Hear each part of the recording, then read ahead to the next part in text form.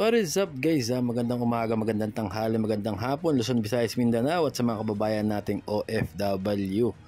So mga kababayan, meron lang akong napanood na isang video na sa totoo lang extreme mga kababayan.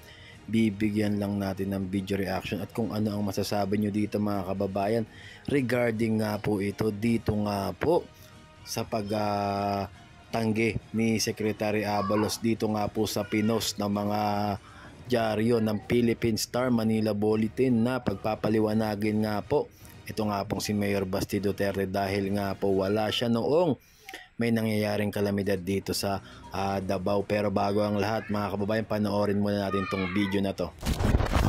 Tila natatakot ata kay Davao Mayor Basti Duterte si DILG Secretary Abalos dahil ayaw nito ipatawag para pagpapaliwanagin kung bakit wala ito sa Davao City habang binabaha ang kanyang nasasakupan.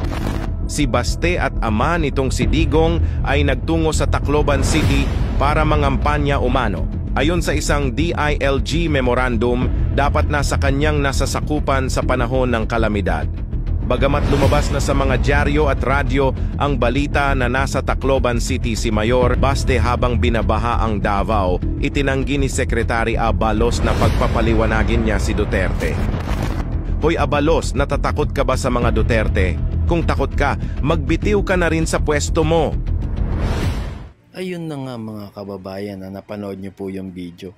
Kasi ako mga kababayan, alam ko si Secretary Abalos, mahal niya nga po ang Pangulong BBM mga kababayan. Kaya nga po siya iniloklok dyan sa pwesto niya mga kababayan. Ano ba sa tingin niyo mga kababayan, na duwag nga po ba si Secretary Abalos dito kay Basti Duterte o sa mga Duterte?